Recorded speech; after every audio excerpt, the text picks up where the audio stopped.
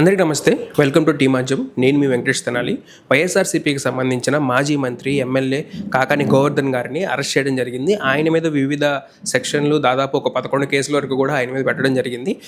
మెయిన్గా ఏంటి అంటే మైనింగ్ చేశారు, మైనింగ్లో స్కామ్స్ జరిగినాయి అని చెప్పేసి ఈయన మీద కేసులు పెట్టడం జరిగింది. అలాగే అవి కాకుండా కూడా ఎస్సీ ఎస్టీకి సంబంధించిన కేసులు, ఈయన మసాజ్ సెంటర్లో దొరికారని చెప్పేసి కేసులు పెట్టడం జరిగింది. నిన్న టీడీపీ ఎమ్మెల్యే గారు కూడా అదే చెప్పడం జరిగింది. ఆయన అసలు దాంట్లో నిజం ఎంత ఉంది ఏంటి అన్నది కనుక్కునే ప్రయత్నం చేయాలని చెప్పేసి ఈరోజు ఆజ్యం టీము నెల్లూరు రావడం జరిగిందనమాట. సో దానికి సంబంధించి ఇప్పుడు మనకి అవైలబుల్లో మాజీ మంత్రి కాకాని గోవర్ధన్ గారి కూతురు గారు మనకి అవైలబుల్లో ఉన్నారనమాట, పూజితారెడ్డి గారు. ఆవిడతో మాట్లాడదాం. అండ్ నెక్స్ట్ ఇంకొకటి కూడా ఎస్సీ ఎస్టీ కేసుకు సంబంధించి ఎవరైతే ఎస్సీ ఎస్టీ కేసుకు సంబంధించి ఆయన మీద పెట్టారో అక్కడికి మేము వెళ్దామని చెప్పేసి లీగల్ టీంని కూడా కాంటాక్ట్ అవ్వడం జరిగింది. లీగల్ టీంని కాంటాక్ట్ అయితే వాళ్ళు ఏమన్నారంటే, మీరు వెళ్తే వాళ్ళు చెప్తారు ఖచ్చితంగా. వైఎస్ఆర్సీపీ నాయకులు కూడా అదే అన్నారు, ఫస్ట్ వెళ్దాం అన్నారు ఇక్కడ ఉన్న వైఎస్ఆర్సీపీ నాయకులు. కాకపోతే మీరు వెళ్తే వాళ్ళు చెప్తారు, ఎందుకంటే వాళ్ళకి గోవర్ధన్ రెడ్డి గారు చాలా అంటే చాలా హెల్ప్ చేశారు. వాళ్ళు వచ్చి మీరు రెడీగా ఉన్నారు చెప్పడానికి కూడా. కాకపోతే ఇప్పుడు మీరు వెళ్ళి అడిగిన తర్వాత రేపు పొద్దున పోలీసులు వాళ్ళని కొట్టి మళ్ళీ వాళ్ళ చేత ఇట్లా మా చేత బలవంతంగా చెప్పించారు అన్న స్టేట్మెంట్ వాళ్ళు తీసుకుంటారు. అప్పుడు ఏంటి పరిస్థితి అని చెప్పేసి లీగల్ టీం వాళ్ళు చెప్తే ఆగిపోవాల్సి వచ్చింది. అండ్ నెక్స్ట్ అసలు ఇంకా నిజాలు ఏంటి అన్నది పూజితారెడ్డి గారిని కనుక్కుందాం. మనం వెళ్ళి సార్ వాళ్ళ డాక్టర్ అనమాట, నిజాలు తెలుసుకుందాము. ఎందుకంటే మనం నిజం మాత్రమే చూపిస్తాం ఏదైనా సరే మన ఛానల్లో. వార్త మాది, నిర్ణయం మీది. వెళ్దాం రండి, పూజితారెడ్డి గారిని కనుక్కొని మాట్లాడదాం. కాకాని గోవర్ధన్ గారి కేసు ఇప్పుడు రాష్ట్రంలో చాలా సంచలనం అయిపోయింది అనమాట. ఆయన మీద 1 కాదు 2 కాదు దాదాపు ఒక 11 కేసులు పెట్టారు. అందులో ఆ కేసులో A1 A2 వీళ్ళందరినీ కూడా రిలీజ్ చేశారు. కానీ గోవర్ధన్ గారినే ఇంకా బెయిల్ రాకుండా అడ్డుకుంటున్నారు. ఆయన మీద ఎన్నో ఆరోపణలు చేశారు. అసలు ఆరోపణలో నిజం ఎంత ఉంది ఏంటి అన్నది ఇప్పుడు ఆయన కాకాని గోవర్ధన్ గారైన కూతురు గారు పూజారెడ్డి గారు మనతో పాటు ఉన్నారు. మేడం తెలుసుకుందాం. మేడం నమస్కారం అండి. నమస్కారం. అసలు ఏంటి మేడం మీ అరెస్ట్ని మీరు ఎలా చూస్తారు? అసలు ఇది అక్రమ అరెస్ట్ అండి. దాంట్లో ఇంకా వేరే మాట్లాడడానికి ఏం లేదు. కేసు అనేదే లేనప్పుడు అరెస్ట్ అనేది అనవసరం. ఎంక్వైరీకి సహకరించే వాళ్ళము, కావాలని అరెస్ట్ చేశారు కాబట్టి మేము న్యాయాలయాలను మా వైపు న్యాయం లేకపోతే న్యాయస్థానాన్ని ఎందుకు ఆశ్రయిస్తాం మేము? ఓకే, అంటే సార్ మీద ఎన్నో ఆరోపణలు చేస్తున్నారు.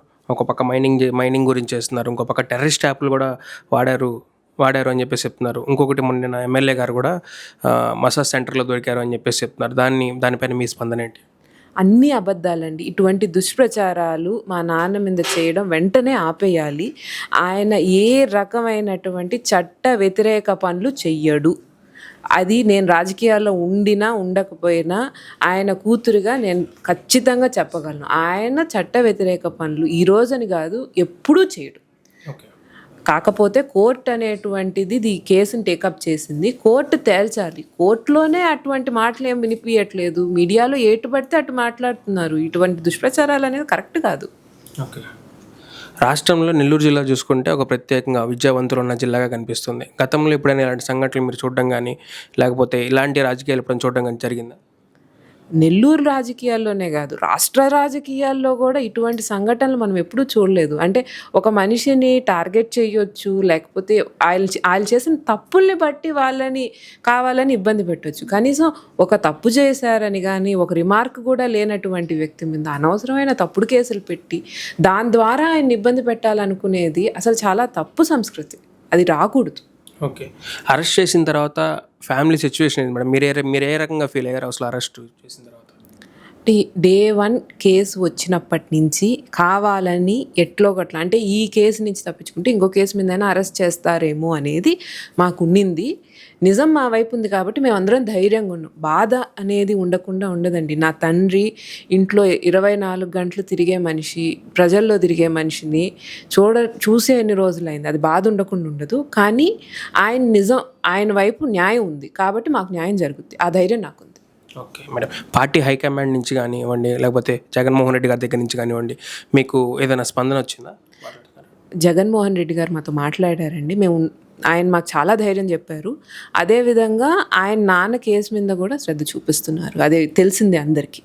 ఓకే, ఇంకా ఎస్సీ ఎస్టీ కేసులు కూడా సార్ మీద పెట్టడం జరిగింది. ఎస్సీ ఎస్టీ కేసులు దానిపైన ఏం చెప్తారు మరి? నేను పెరిగిన వాతావరణంలో అసలు అటువంటి ఆలోచన కూడా మా నాన్నకు వచ్చి ఉంటుంది అని నేను అనుకోను. ఒకరిని అంటే ఒక కులము ఒక మతం అని కాదు, ఒక మనిషిని తక్కువ చేసేలాగా ఆయన మాట్లాడు. ఓకే, ఓకే, చూశారు కదండి. ఇదైతే కాకాని గోవర్ధన్ గారి కేసు అయితే చాలా అక్రమంగా జరిగింది అని చెప్పేసి పూజారెడ్డి గారు, మేడం గారు మనతో చెప్పడం జరిగింది. చాలా కాన్ఫిడెంట్గా చెప్తున్నారు, అందులో ఏ సందేహం లేదు అని చెప్పేసి చెప్తున్నారు. చూద్దాం మనం కోర్టు డిసిజన్ వచ్చిన తర్వాత ఏం జరుగుతుందో ఏంటో. Thank you.